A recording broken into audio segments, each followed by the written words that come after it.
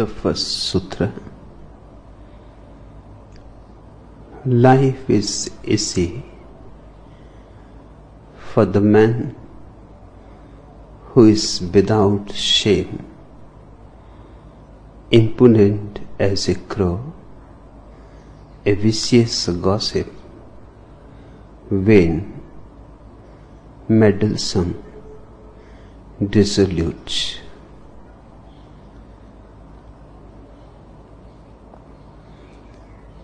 A life can be lived in two ways. Either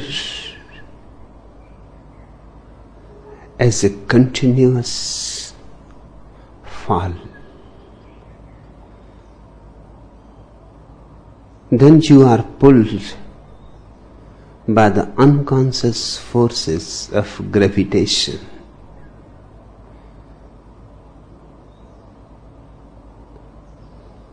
You need not make any effort. You are not trying to reach to the peaks. You are simply a rolling rock downwards. Naturally, it appears easy, comfortable, convenient. If you conform with the society, if you live according to the tradition, if you follow the stupid crowds, life is easy. But at a very great cost. You don't grow.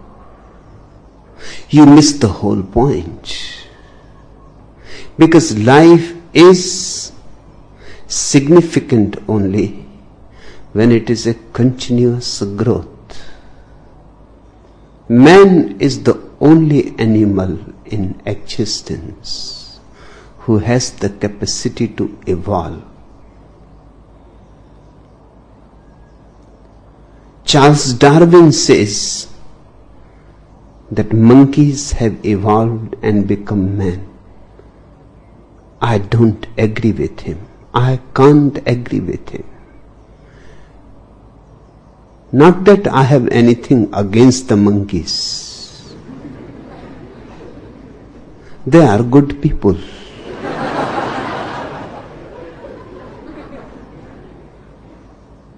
But if he is true, then why not all the monkeys have become men?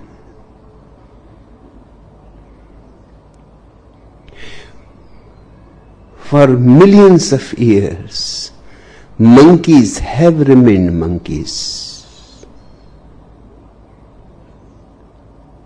Why not? They are growing.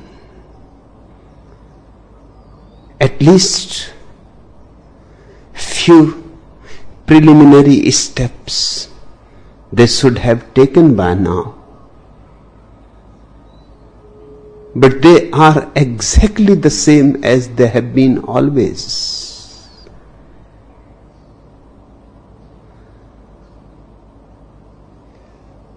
You can find proofs for Charles Darwin's theory only if you watch the politicians, otherwise not.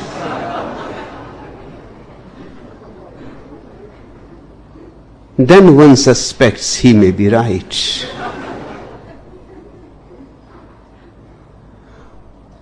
Otherwise, monkeys have remained monkeys. And the people who have been following Darwin and trying to prove his theory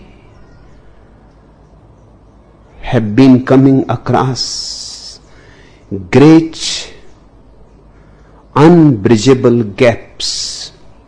The greatest is they have not yet found the missing link. Because between monkey and man, there must have been few links There is a great distance between monkey and man. Where are the missing steps? Not even a single proof has been found yet, except Idi Amin of Uganda.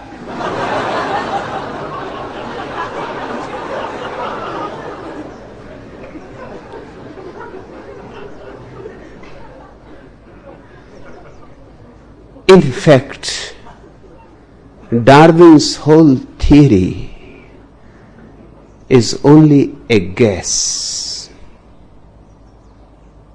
It is yet not scientifically valid. And spiritually, it is never going to be valid. Because those who have known man's spiritual growth have come decisively to a conclusion that man is a different being altogether from any other being on the earth. He is an evolving animal. No other animal evolves. They remain the same. They are very conformist. They don't go beyond their heredity. They never cross the limit of what is allowed by their instincts.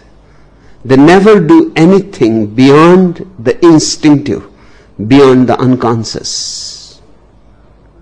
It is only man who has been able to produce a Buddha, a Lao Tzu, a Jesus, a Bahauddin.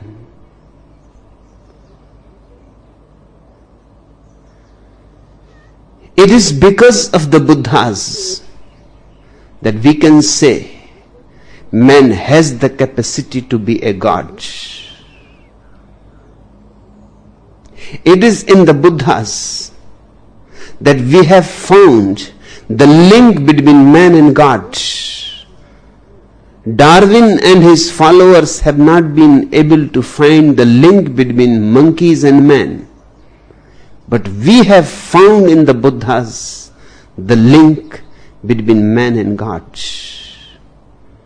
Man has an infinite potential. But then you cannot live an easy life. You cannot be just a Rotarian or a lion.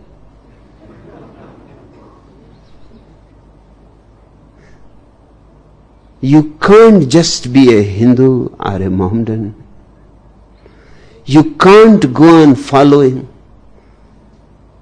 the crowds. The crowds behave instinctively. They don't know anything of the beyond. Their life is easy. If you are part of them, your life will also be easy, but there will be no growth.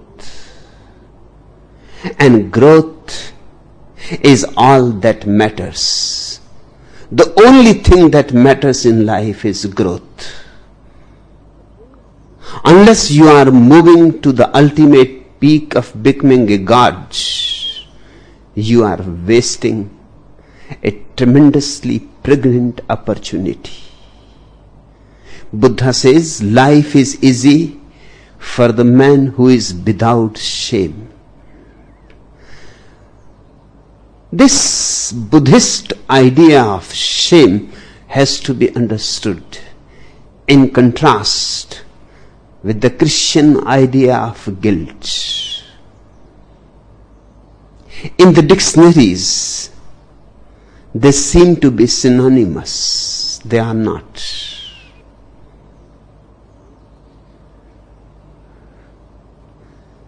Shame is a totally different phenomenon.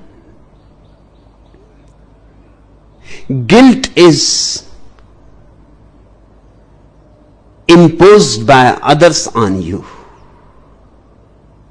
It is a strategy of the priests to exploit.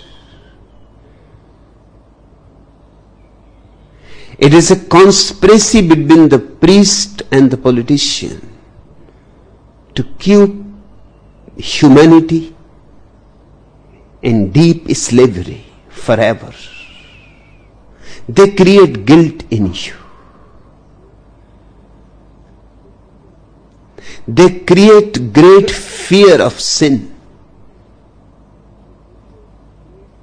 They condemn you. They make you afraid. They poison your very roots with the idea of guilt.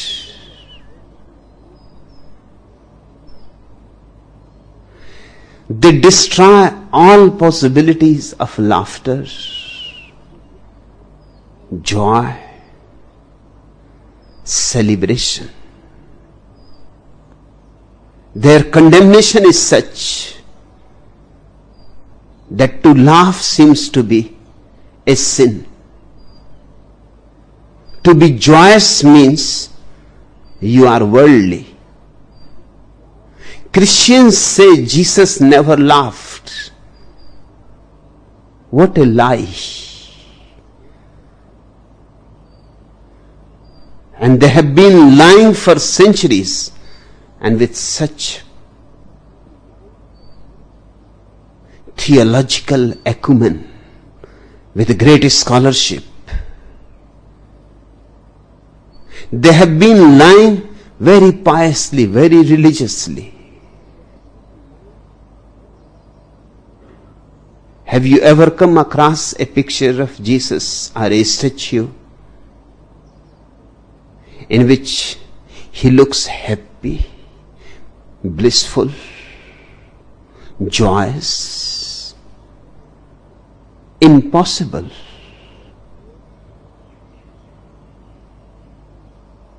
You can't conceive Jesus after 2000 years of Christian propaganda. The whole figure of Jesus has become distorted. He was a man of great joy. He was a man who knew how to laugh and how to love and how to live festively. He loved eating, drinking. He must have danced. He must have joked with his friends, with his disciples. I cannot conceive him not having the sense of humor, because it is impossible for me to conceive a man spiritual and without a sense of humor. The sense of humor is one of the most fundamental qualities of a religious man. But the picture that Christians have depicted of Jesus is ugly. He is always sad, in deep sorrow, carrying the whole burden of the original sin committed by Adam and Eve. He has been depicted by the Christians as doing a great service to humanity. He is the Savior, and how the Savior can laugh. Laughter seems to be such an earthly quality.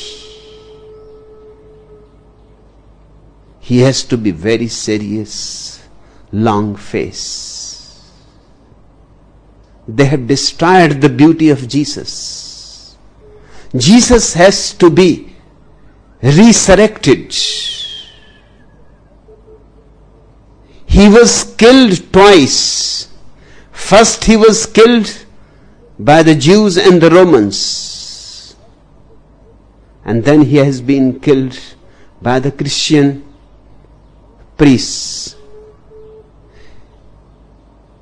He got away with his first murder, but with the second, he has not been able to escape yet. He is still a captive of the Vatican. He has to be freed from the Vatican.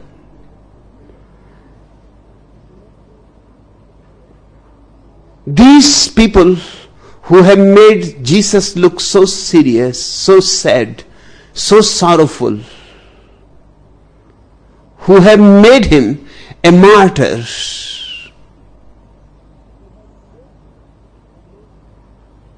they have also created great guilt in humanity.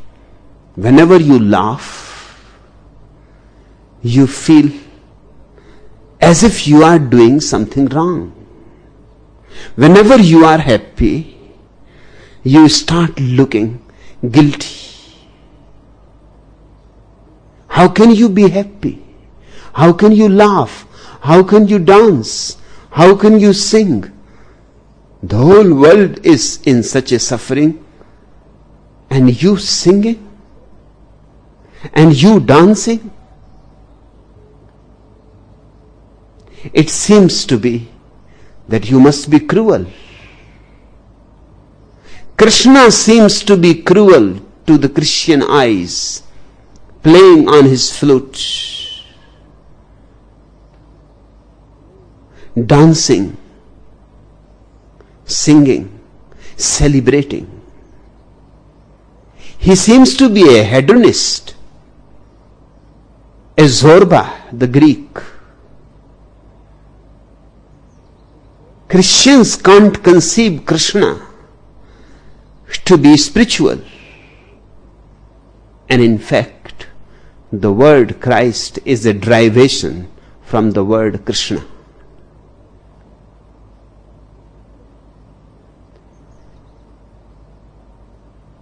Jesus must have the same qualities as the Krishna.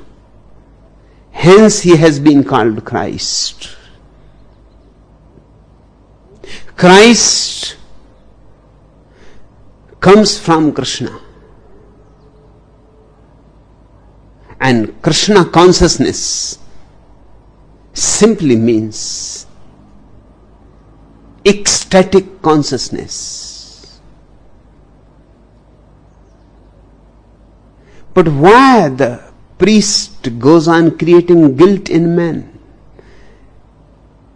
There is a secret behind it. If you can make humanity feel guilty, you remain powerful.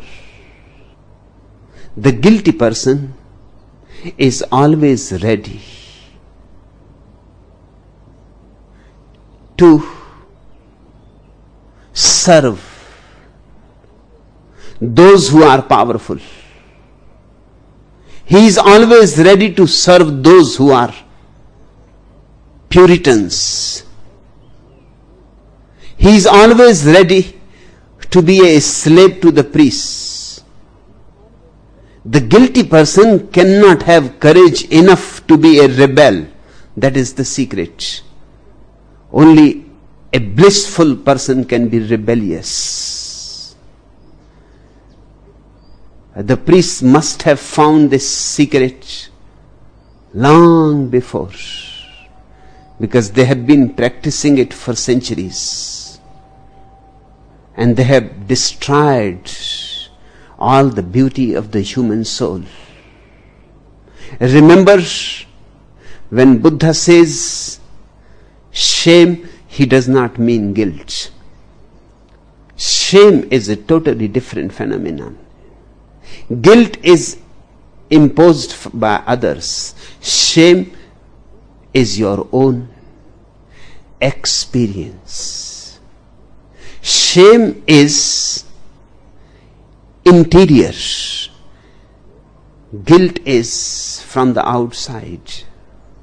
Shame is not because of others, but because of your own understanding that what I am doing to my own self, what I am doing to my life, how I am wasting it. It has nothing to do with the priest, Christian, Hindu or Mohammedan. It has something to do with your awareness. It has nothing to do with the moral codes of a society. It has something to do with your consciousness, not with your conscience. Guilt is part of conscience. Conscience is created by others.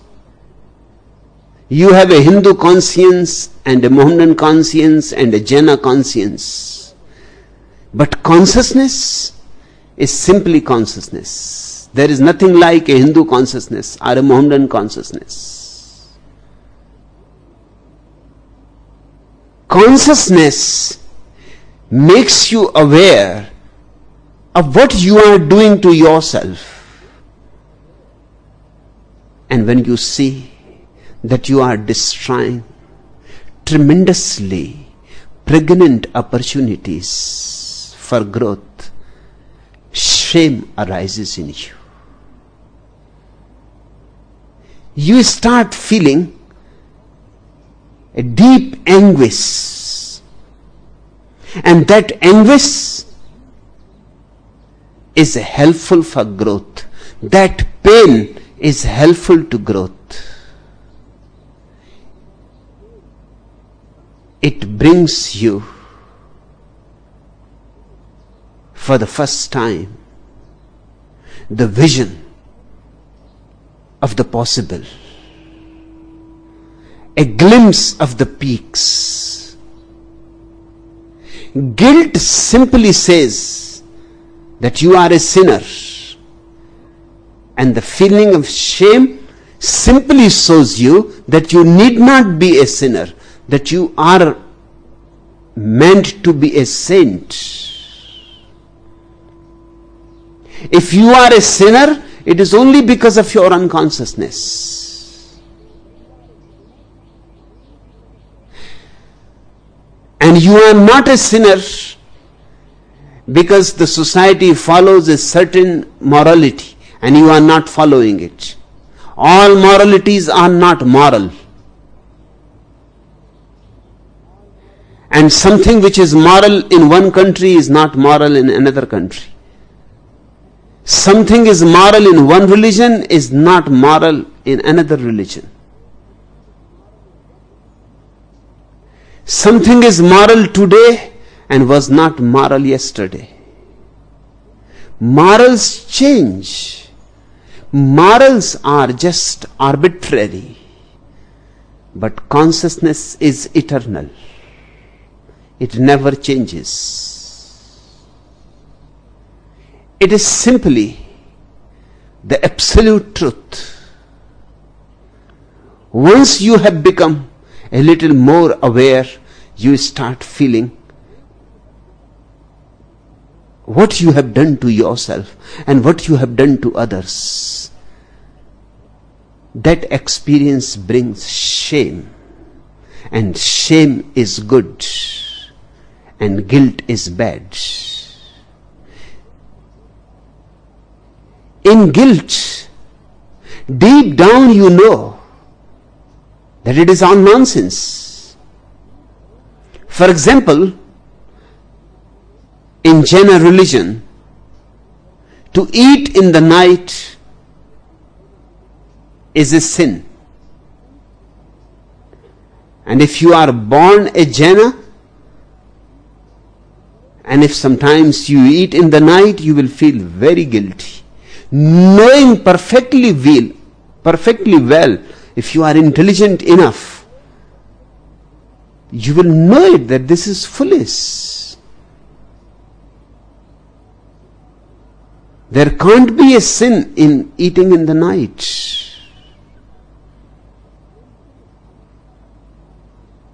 But still, Your conscience will prick you, because the conscience is manipulated by the priest, by the outside powers who are dominating you.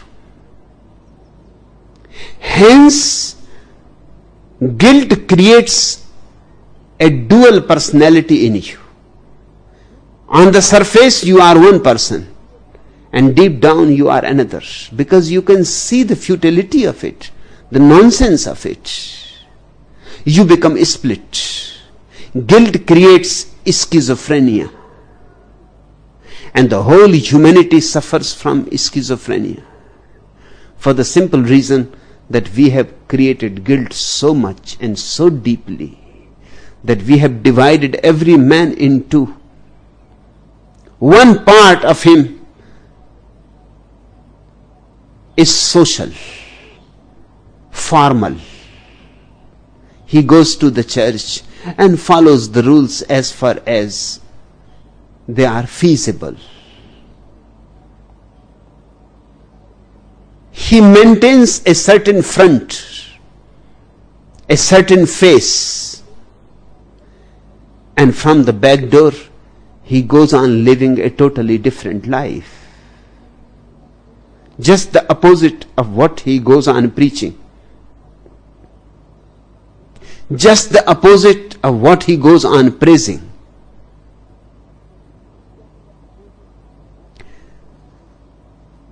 The idea of shame never creates any conflict within you. It never creates any split. It creates a challenge. It challenges you.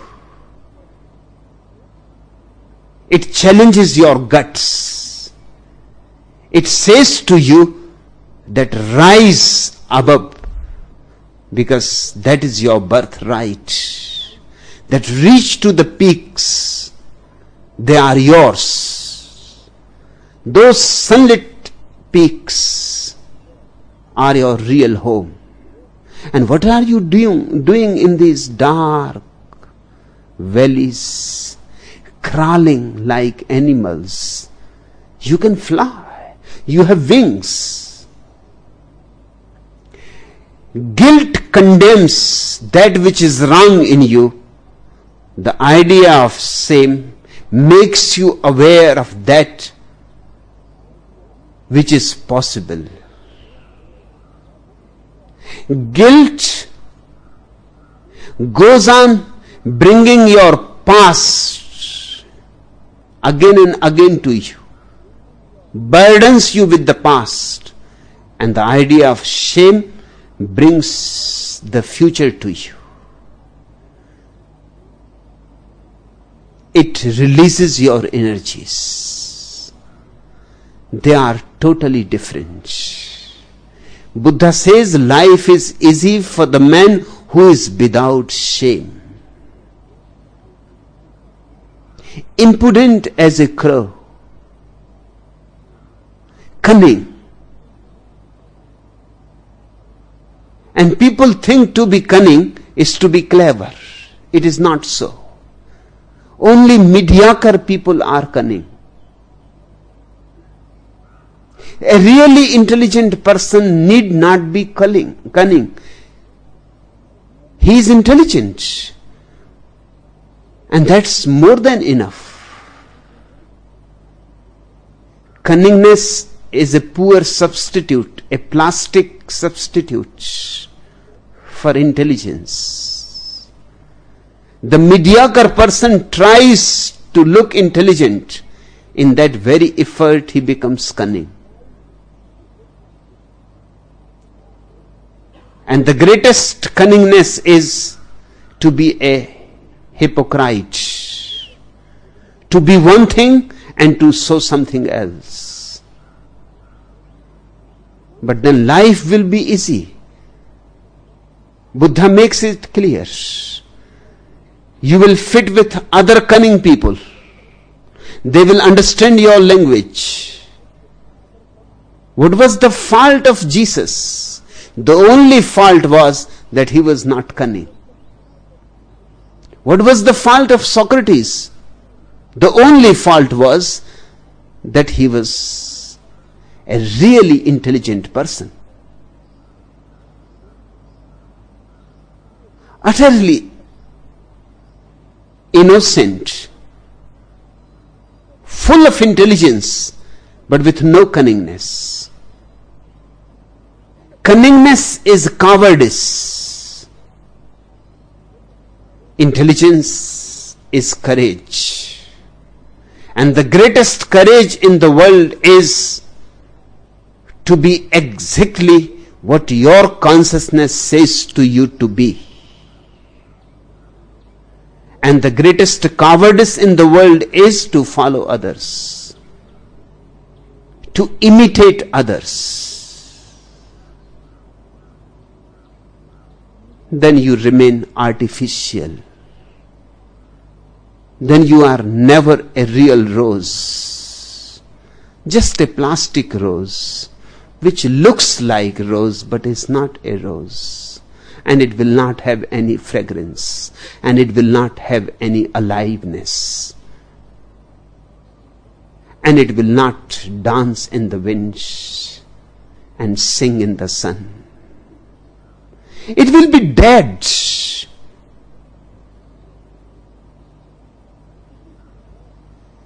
Impudent as a crow, a vicious gossip. Why people gossip? What must be the reason behind it? Why they go on biting each other at their back? This is the way of cunningness. They are not sincere people. They are not authentic people. They don't say what they want to say to you, but they have to say it, otherwise they will remain burdened with it. Hence gossiping. They can't say on your face the truth. They have to say it at your back. And they say it with a vengeance, naturally. They had to repress themselves in front of you. They had to smile and show a false face. And they feel that they are being insincere. They feel they are being ugly. They feel that they are being cowardly. They will take revenge. And this is their cunning way of taking revenge. They will gossip about you. They will tell things about you. They will invent things about you. And they will invent things about themselves too. What they are not, they will pretend. They will magnify your faults, and they will magnify their glories.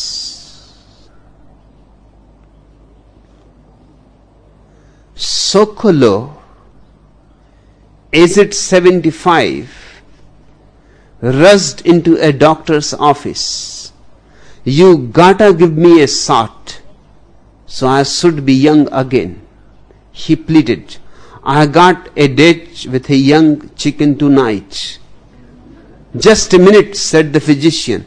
You are 75 years old. There is nothing I can do for you. But doctor, exclaimed the old man, my friend Rosen is 85 and he says he has sex 3 times a week. All right, advised the doctor. So you say it too.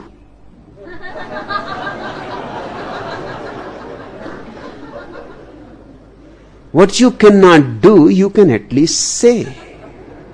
Who is preventing you from saying it?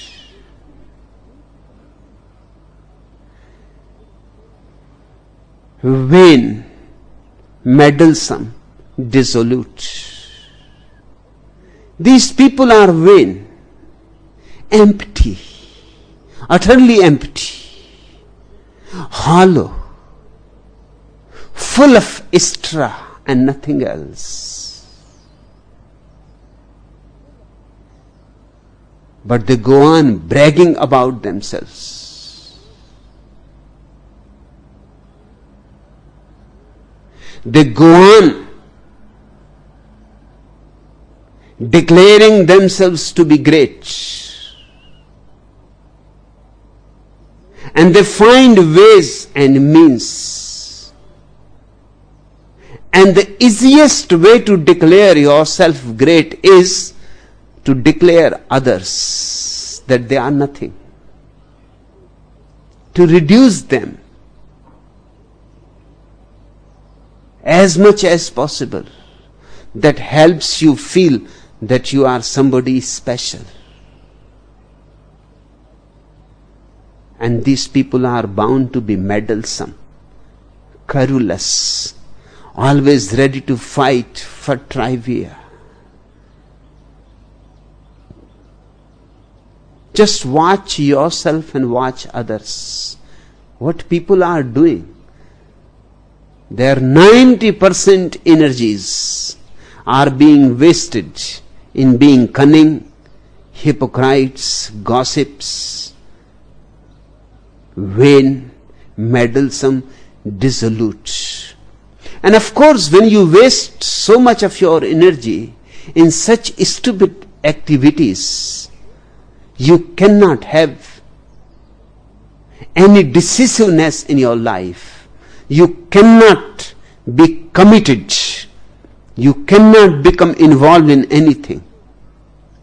And your old habits will come always to destroy all your commitments, your involvements. You will be just a driftwood. You will be dissolute. Many people ask me they want to take sannyas, but they cannot decide.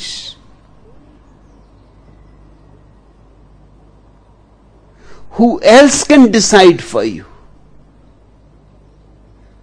My suggestion is decide this way or that, but never remain in indecisiveness. If you cannot decide for sannyas, decide against it. At least decide something. But be decisive, because being decisive is of great importance. What you decide is not so important. Much more important is that you are capable of taking a decision. And once you decide, then let the commitment be 100%. That's the only way to become integrated. Otherwise you will remain fragmentary. You will remain a crowd. You will never become a single individual.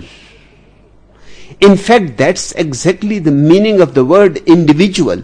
It means indivisible. If you are fragmentary, you are not individuals. The whole process of individuation is the process of commitment, involvement. Sannyas is the great commitment, the greatest in life. Because you are moving into a world of which you cannot be certain at all beforehand. You are moving into such an uncharted sea that you don't know what is going to happen. Whether you will be able to reach the other shore, there is no guarantee. Whether you will be able to come back to the old shore again, there is no guarantee. And the ocean is vast, and it is always stormy, and the boat is so small. But just the courage to take a small boat and go into the uncharted.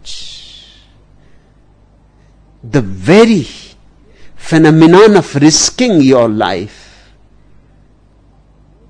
makes you alive. The very risk gives you a new birth. Buddha says, but then life will be difficult. But life is harsh for the man who quietly undertakes the way of perfection with purity, detachment, and vigor. He sees light. If you want to see light, that is Buddha's word for God.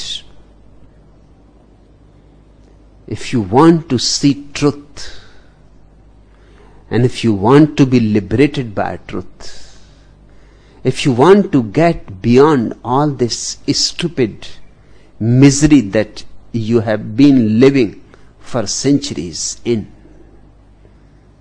if you want to have wings, to soar above the clouds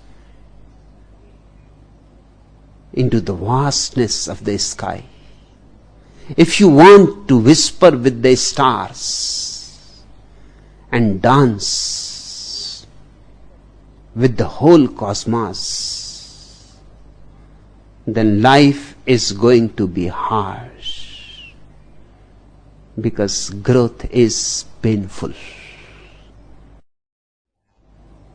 Growth is arduous. It is going uphill. It is going against gravitation. It is going against the crowds. It is going against tradition. It is going against convention. It is becoming free from all that keeps you in bondage.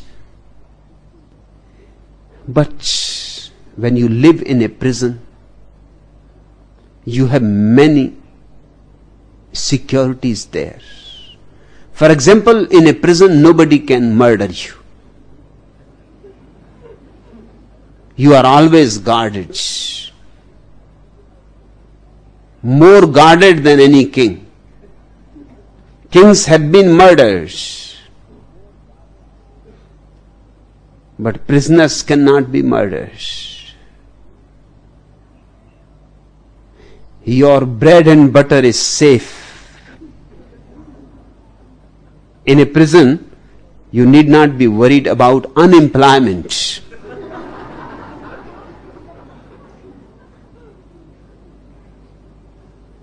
And everything will be supplied to you. You need not think about the morrow. It is not your responsibility. At breakfast time you will get your breakfast. At lunch you will get your lunch. It is not going to be much of a lunch, but at least it is certain.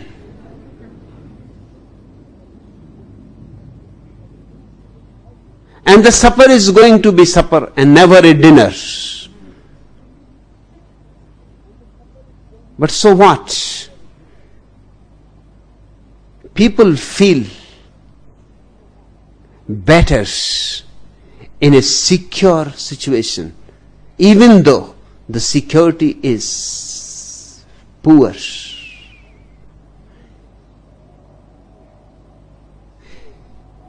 Insecurity creates great turmoil and anxiety in your mind. This is the experience that the people who have lived in prisons for few years don't want to get out. And if they have to come out, sooner or later they find ways to get in again.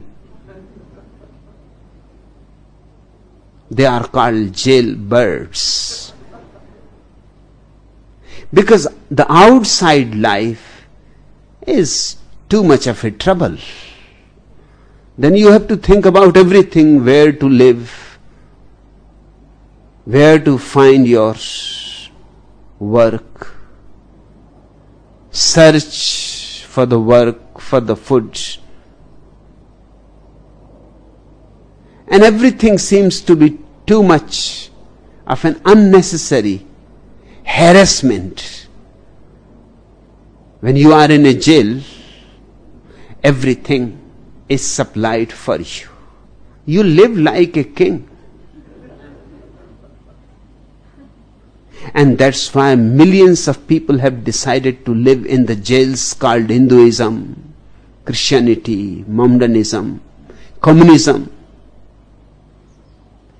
India, Pakistan, China, Japan, all kinds of jails, political, spiritual, ideological. It seems to be very convenient to be a slave.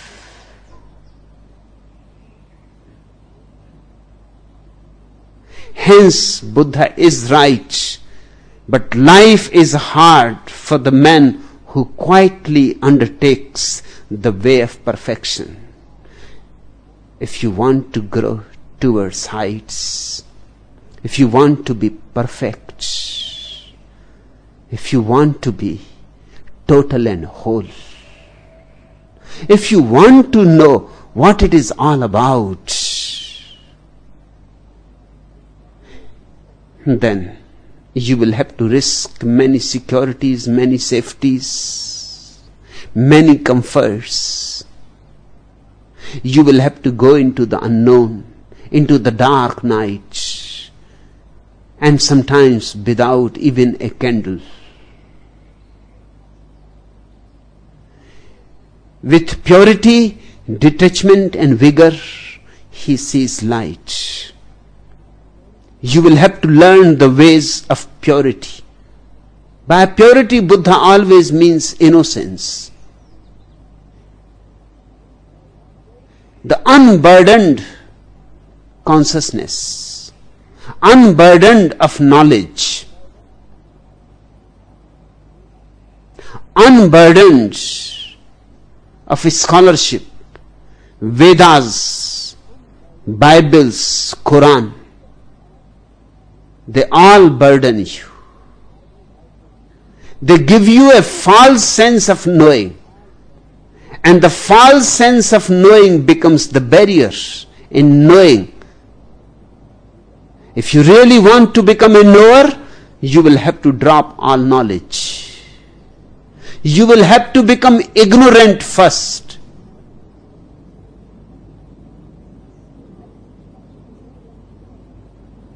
That is purity. A mind without any content. A mind like a child is a pure mind. And detachment. By detachment, Buddha means don't think yourself to be the body. If you think yourself to be the body, you cannot take this adventure of finding yourself, because you have already become identified with the body. Don't be identified with the mind either. If you think that you know already, then you will remain confined to whatsoever you are. Remain open. That is detachment. Don't say that I am the body, I am the mind. Say that I know nothing. The body is there, the mind is there, but I don't know who am I. And certainly I am not the body. As you go deeper into innocence, you will be able to see that if your hand is cut, your consciousness is not reduced that much. It remains the same. Your leg can be cut, your body is no more the same, but your consciousness remains the same. It is not reduced. If your mind changes, and mind continuously changes, your consciousness does not change with the mind. It is an unchanging phenomenon. It is the only unchanging factor in existence. Everything else is a flux. Only the witness remains permanent, absolutely permanent. It is eternal. Mind is time, and you are timelessness. But for that, you will have to learn the ways of detachment, and you will have to release great vigor, great enthusiasm, and great energy. Ordinarily, your energy is being wasted in unnecessary pursuits. You will have to cut your unnecessary pursuits. That is true sannyas. Sannyas does not mean renouncing life, but renouncing the unnecessary life. Just look, take note, watch, analyze, observe, and conclude how many things you are doing which are unnecessary.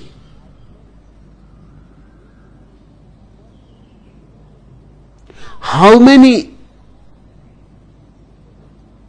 things you go on doing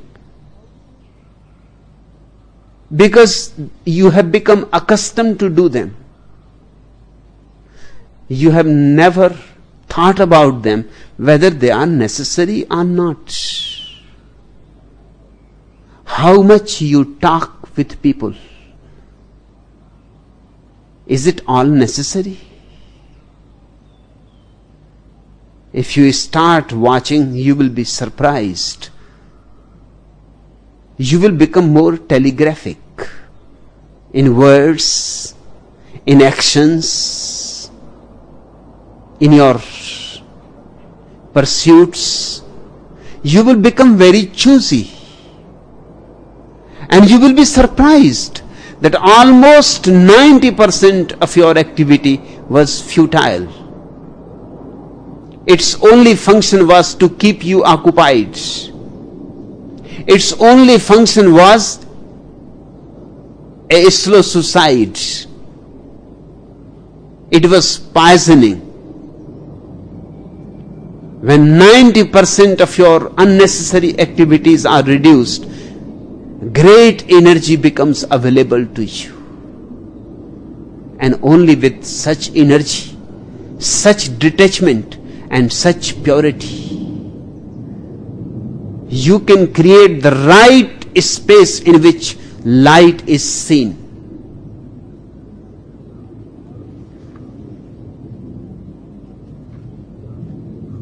Phantom's wife was going to have a baby and he could not get a doctor. The snow outside was 8 feet deep. The telephone lines were down and it was still snowing. He decided to go out and look for an MD. He fought his way through the storm and saw a light which turned out to be a bar. He went in and began drinking heavily. "What's the matter?" said Hemovitz, sitting on a nearby stool. "My wife is going to have a baby," cried Fenton, "and I can't find a doctor." "I can help you," said the Jewish man. "Are you a doctor?" "I am a veterinarian, but you give me your address. I will go and get my satchel and I will come over and do the job for you." Fenton rushed home and soon Hemovitz arrived carrying his satchel. "Now don't worry about a thing," he said. "Get blankets, plenty of hot water." He went into the bedroom. 20 minutes, Hemovitz came out, sweat pouring from his brow, and said, "You got a hammer?" "A hammer?" roared Fenton. "What do you want it for?" "Don't ask no questions. Get me a hammer." Fenton brought him the tool And Himovitz said, don't worry about nothing. Get plenty hot water, lots of blankets. He ran back into the bedroom. 30 minutes later he came out, stripped to the waist, perspiration pouring from his body. He said, hey, you got a chisel? My God, screamed Fenton. First you want a hammer, now it is a chisel. What are you doing to my wife? What do you mean, your wife? First I gotta open the satchel.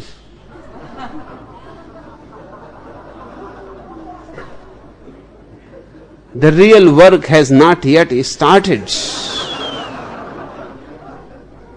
Even the satchel is not opened.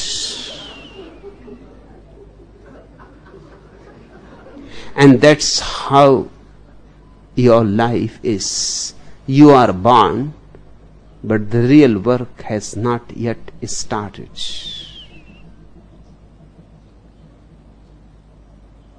My function here is to supply you hammers and chisels.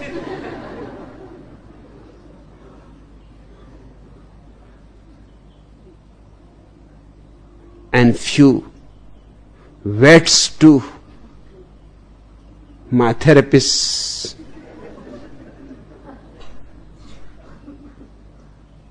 The satchel has to be opened first.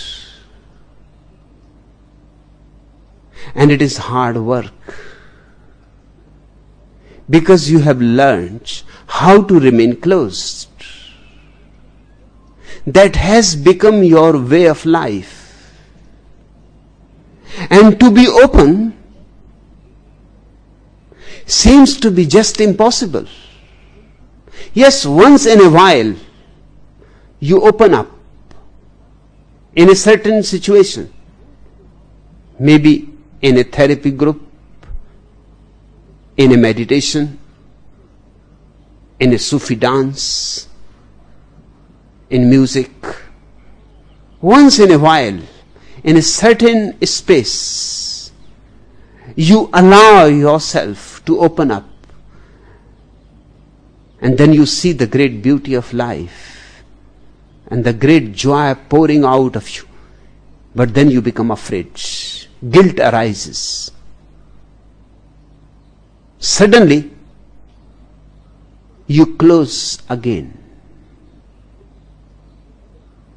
Almost every day I receive letters from sannyasins that I am feeling very good. A great well-being is arising in me, but simultaneously I am feeling guilty also. Why? Somebody writes, I am feeling very blissful, but also side by side a shadow is following my bliss. I am feeling guilty. Why this guilt arises? That guilt is the strategy of your old mind. The old mind is saying, what are you doing, man? This is not your way of life. Close up. You are going beyond your limits. And I am giving you a warning. Then don't say later on to me that you were not warned. So you take one or two steps beyond yourself and then rush back and close the doors. You have become so afraid of the fresh air.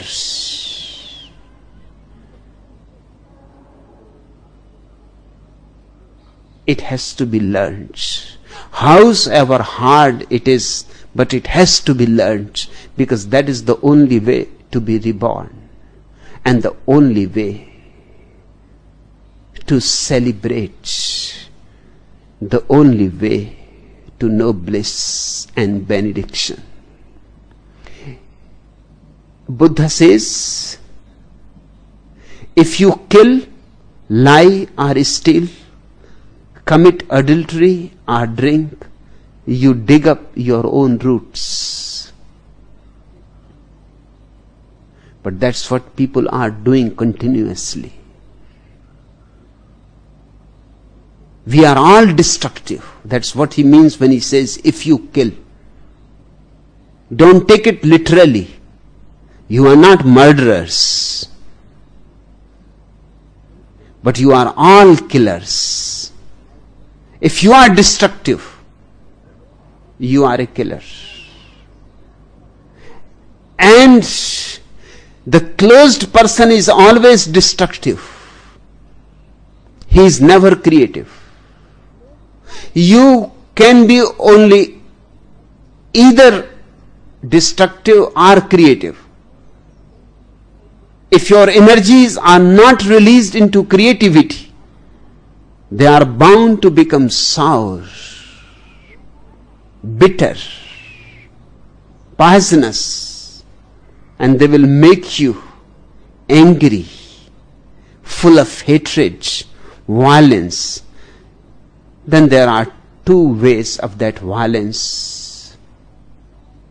One is to be violent with others, and the other is to be violent with yourself.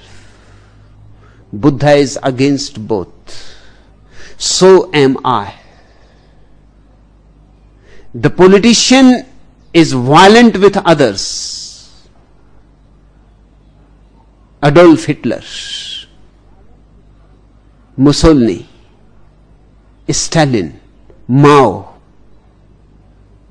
These people are violent with others. They destroyed millions of lives. Mahatma Gandhi is totally different. He has not killed anybody. He is the apostle of non-violence. But he continuously is destructive towards himself. His violence has turned upon himself. That's how your saints are created, your Mahatmas are created. The politicians are sadists, and your saints are masochists. Both are psychologically ill. If you kill, lie, and everybody is lying. If you are not being your true self, whatsoever the cost, howsoever hard it is, if you are not being your true self, you are lying. You may not be literally lying. You may not be even aware that you are lying. But if you are a hypocrite, you smile when you were not feeling like smiling. You say hello to somebody when there was no heart in it. It is a lie. When you say to somebody, I love you, just formally, you are lying. That's why Buddha says it is hard to be authentic. Because even your own people will feel offended. Your wife will feel offended. Because you will not be continuously saying so much, I love you, I love you. Once in a while you will say, I hate you too. And I hate you as much as I hate nobody else.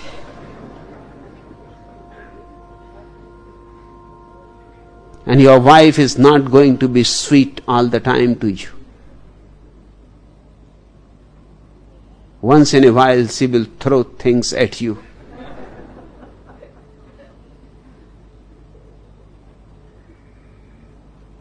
Destroy the crockery.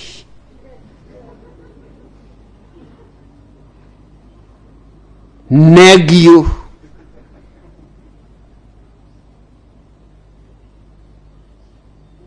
But if you live an authentic life, you accept all this in you and in others. You don't reject it. This is part of the life situation. This is how we grow.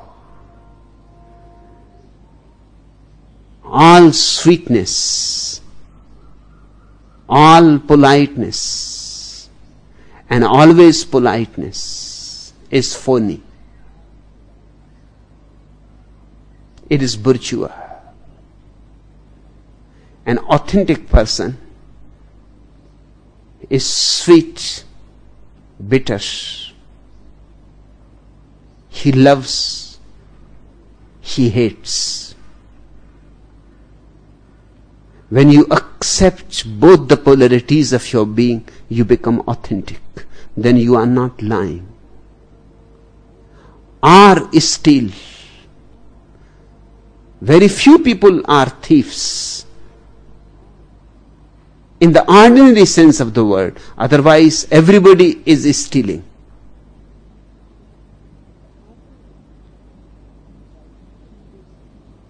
If you are pretending to be wise on borrowed knowledge, it is stealing.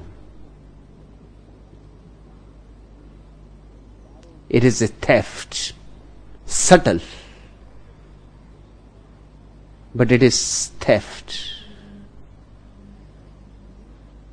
Commit adultery.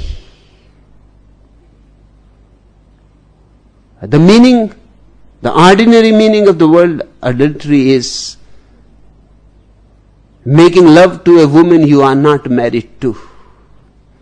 But the real meaning of adultery is making love while you are not in love. She may be your own wife, but if you are not in love, then making love to her is adultery. And man is a complex phenomenon. Today, you may be in love with your wife. Yes, even with your wife. I know it is difficult, it is hard. And it is very rare too. But it happens. Today you may be in love with your own wife and then making love to her is a prayer, is worship. It is communion with God. And this communion can happen even with some other woman with whom you are not married.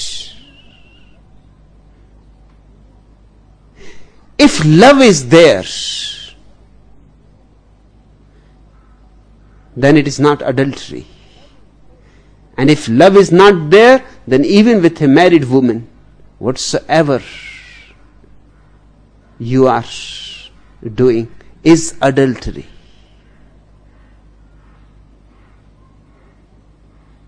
Or drink.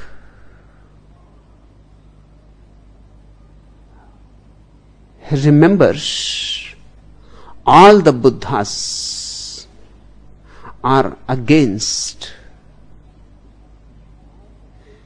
of any chemical drug that can make you unconscious. For the simple reason that you are already so unconscious. Just the other day somebody had asked a question that Jesus used to drink alcohol. What do you say about it? I can allow Jesus. He was so conscious that he can afford to drink once in a while. But I cannot allow you. You are already so unconscious.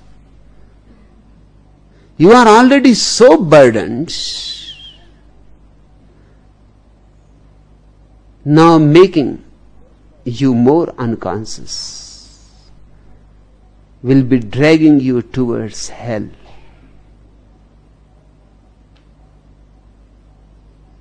In the East, particularly in India, there has existed a tremendously beautiful esoteric school of Tantrikas. One of their very secret methodology is that whenever a master thinks that a disciple is ready, he allows him to drink alcohol or some other drug in slow proportions, in small proportions, slowly. As his meditation deepens, he is allowed to drink in bigger proportions. The only condition to be fulfilled is that he should remain conscious. Even under the influence of drug, he should remain conscious. That is the only condition to be fulfilled. This is a rare experiment. And a moment comes when a real meditator can drink as much. He can drink alcohol just like water. And he will remain as centered as ever, as conscious as ever. That is the crucial test. That day the master says, now there is no need to drink at all. You passed through the test. Buddha is talking about you. He is not giving these sutras to tantrikas. He is talking to the common man. Hence he says, if you kill, lie or steal, commit adultery or drink, you dig up your own roots.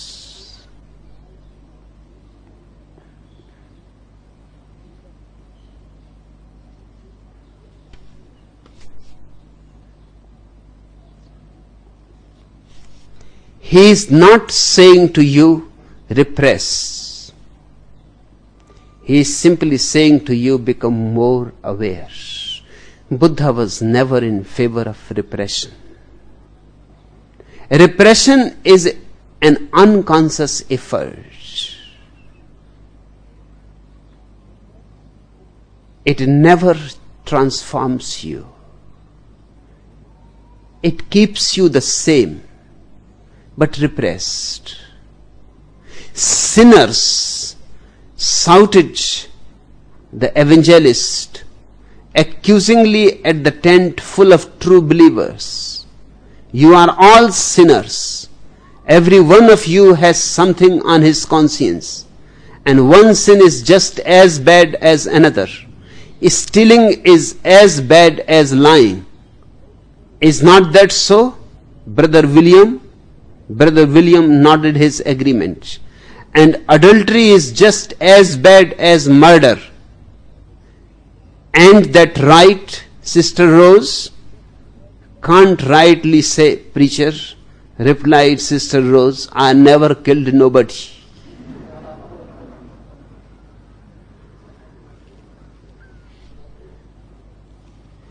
Young Marine knelt in the confessional and whispered to the priest, Our Father, I have sinned grievously. One Monday night, I slept with Samus. Tuesday night, I slept with Timothy. On Wednesday night, I slept with Dennis. Our Father, what shall I do? My child, replied the priest, go home and squeeze the juice from a whole lemon and drink it. Our Father, will this purge me of my sin? She asked, no, child, but it will take off the smile off your face.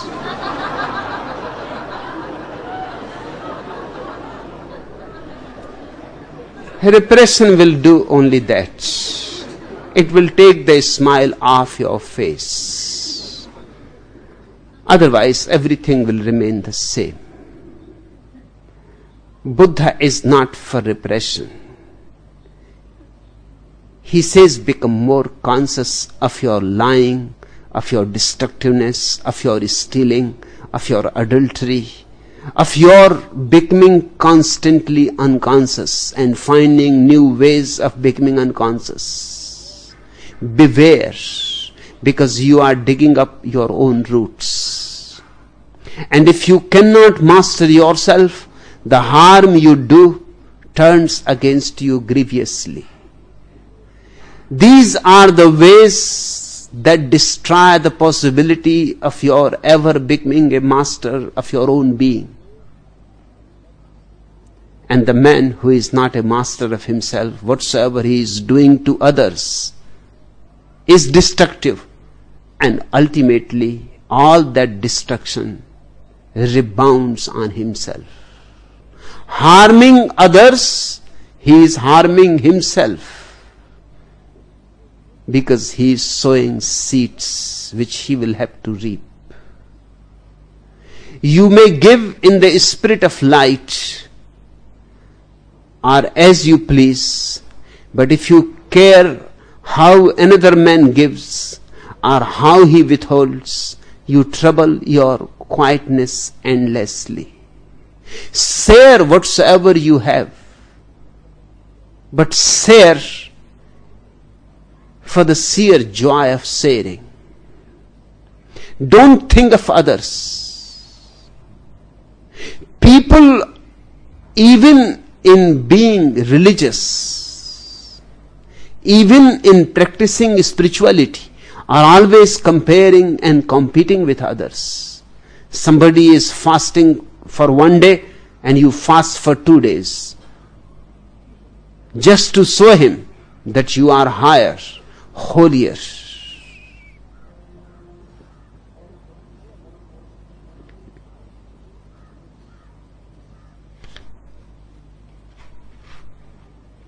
In a small town, they had just erected a fine new church. All it needed was a set of chimes. So Father MacLean went around collecting donations for the chimes. Digan, the blacksmith, donated $50. Dugan, the contractor, came across with $75. Donnelly, the undertaker, gave his check for $100. When the priest got to Brennan's Bar and Grill, the owner did not like the idea of contributing $200. But Brennan said, the priest, just think, Digan, Dugan and Donnelly gladly contributed to the chimes, and you should be represented with a donation. Well, Father, it is an awful lot of money, but think how proud you will feel along with Digan, Dugan and Donnelly when the chimes ring out. The saloon keeper finally agreed, and when the chimes were installed, the Reverend met Brennan on the street. He said, Brennan, did you hear the chimes? I heard them. What is the matter? Don't you like them? Well, I hear them ring out Digan, Dugan, Donnelly. Digan, Dugan, Donnelly. But doggone it, I never hear anything that sounds like Brennan. People are so stupid that even when they are trying to be spiritual, they continue their old ways of competition, of jealousy, of envy. Buddha says, you may give in the spirit of light or as you please, but if you care how another man gives or how he withholds, you trouble your quietness endlessly. Never think of the other in the world of spiritual growth. Just think of yourself. Be utterly selfish in that way. Don't compare. Otherwise, you will never be able to attain to stillness and silence. You will be continuously disturbed. These envying roots, Buddha says, destroy them and enjoy a lasting quietness. If you can destroy jealousy, envy, competitiveness, you enter into a world of lasting quietness. There is no fire like passion. There are no chains like hate. Illusion is a net, desire a rushing river. Beware of lust, unconscious sexuality. When sex becomes conscious, it has a totally different flavor. It becomes tantra. It is no more sex. When sex becomes conscious, it is love. It is no more lust. And love brings freedom. And lust simply creates prisons for you. There is no fire like passion, and there are no chains like hate. Illusion is a net, desire a rushing river. Beware of desire, because it is going to drown you. It has drowned so many people, and it has drowned you many times in the past. This time, be alert. Don't allow the desire to drown you. And don't allow unnecessary wastage of energies. Because this is my observation, that the weaker you are spiritually, the more desires will be powerful on you. The stronger you are spiritually, the more energy you have spiritually, the less is the power of desires to drag you, to drown you. And illusions, that's all desires are. That's what your mind is. It is never satisfied. It only goes on creating new and new nets for you to be caught. It goes on postponing the moment of your becoming free. It goes on alluring you for the tomorrow.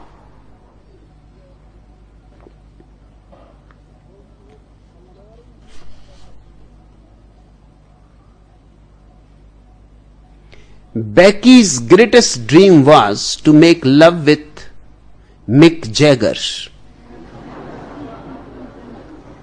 After spending the night with a man, her best friend Jane would ask her about the experience, and the reply was always the same.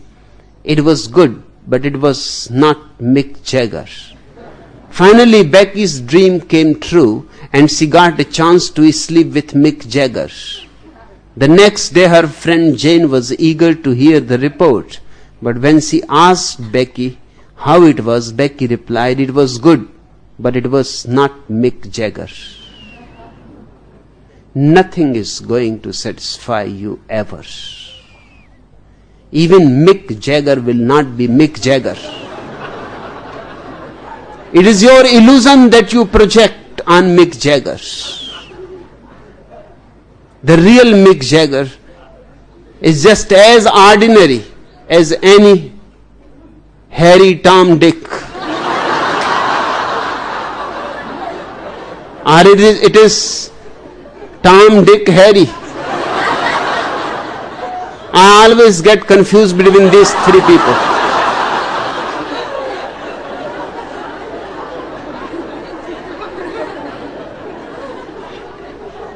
How easy it is to see your brother's faults. How hard to face your own.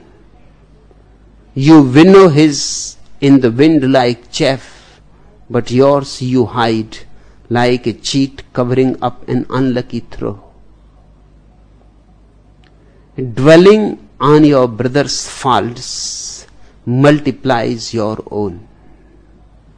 You are far from the end of your journey. Why? Dwelling on your brother's faults, it multiplies your own. Because the basic reason of dwelling on your brother's faults is to make your own faults look smaller. You magnify others' faults so that you can say, I am far better than them. So that you can feel there is nothing much to be changed in me. Look at people, how ugly they are. When everybody is so ugly, you start feeling beautiful. When everybody is so materialist, you start feeling spiritual.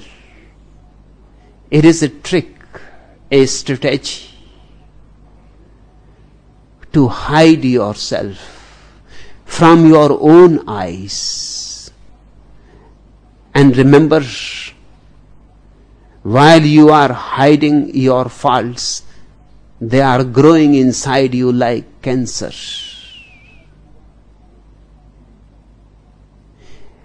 Just do the opposite. Don't bother about others' faults. That's not your business at all. Just look at your own faults. Watch them, observe them. Because observing them, you will be able to be free of them. In fact, deeper the observation, more is the possibility of those faults disappearing from you on their own accord, just as dewdrops disappear in the early morning sun. The way is not in the sky. The way is in the heart. Don't look upwards. When you pray, you look upwards as if God is there. Buddha says, look inwards because God is there. See how you love whatever keeps you from your journey. A very important indication for the seeker. See how you love your own chains. See how you love your own faults. See how you protect and defend your own misery. See how you love whatever keeps you from your journey. Jealousy. You say, how can you live without jealousy? Just the other day, somebody had asked, you teach us not to be jealous, but then without competition, what life will be? Without competition, there will be no progress. Now he is trying to hide behind the great word progress his competitiveness and his jealousy. And not only you are jealous, even animals. In fact, jealousy is a very animal desire. The rotten season had begun, and the veterinary surgeon was on the farm giving the cows artificial insemination. By the time he got to the last cow, he had no sperm left, so he began to pack away his equipment. The cow slowly turned her head towards him and with big mournful eyes said, "Not even a kiss, doctor?"